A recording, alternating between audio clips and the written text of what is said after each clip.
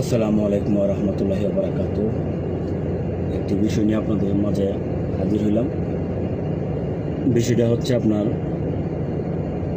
আমি বর্তমানে আছি সৌদি আরব মক্কাতে আছি। আলহামদুলিল্লাহ আমি যে জায়গায় আছি সেটা হচ্ছে আরাফাত, মুজদালিফা, মিনা, এই রোডে আমাদের কাজ চলতেছে আলহামদুলিল্লাহ। তো আমাদের আমি যে কোম্পানিতে আসছে, কোম্পানির নাম হচ্ছে আবদুল্লাহ ইব্রাহিম আল সাইদ, শর্টকাটে এটাকে আল সাইদ বলে আর কি তো আমাদের এই কোম্পানির যে চাকরির যে ক্যাটাগরিগুলা, কোন কোন চাকরিগুলোতে কোন কোন দেশের মানুষ বেশি, এই বিষয় নিয়ে আজকে আপনাদের সাথে আলোচনা করবো ইনশাআল্লাহ। প্রথম শুরু করি ইঞ্জিনিয়ার থেকে।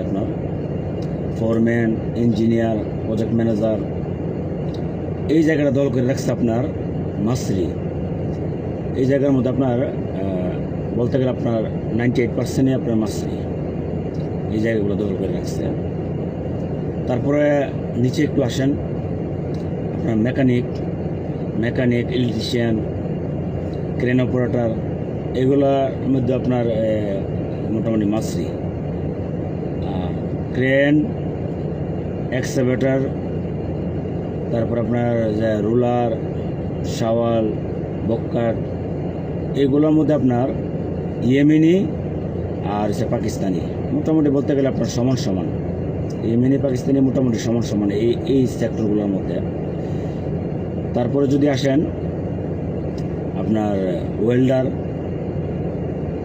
ওয়েল্ডারের মধ্যে ওয়েল্ডার, প্লাম্বার, তারপরে টুকটাক টেকনিশিয়ান যে কাজগুলো আছে ওইগুলোর মধ্যে মোটামুটি বেশিরভাগ ইন্ডিয়ান। ঠিক আছে। তো আলহামদুলিল্লাহ আমাদের কোম্পানিতে অনেক দেশের লোক কাজ করে, যেমন Bangladesh, India, Pakistan, Nepal, Philippines, Yemen. মাসরি বলতে মিশর, কিন্তু মিশরে এখানে মাসরি বলে আর কি। যেমন আমরা বাংলাদেশি, আমাদেরকে বাংলাদেশি বলে বাঙালি, ঠিক তেমনি মিশরি যারা তাদেরকে মাসরি বলে আর কি। তো এখন বলতে পারেন যে বাংলাদেশের অবস্থান কি? বাংলাদেশের অবস্থান হচ্ছে বাই লেবার। এখানে ম্যাক্সিমাম বাঙালি হচ্ছে লেবার। ঠিক আছে। এটার কারণ কি?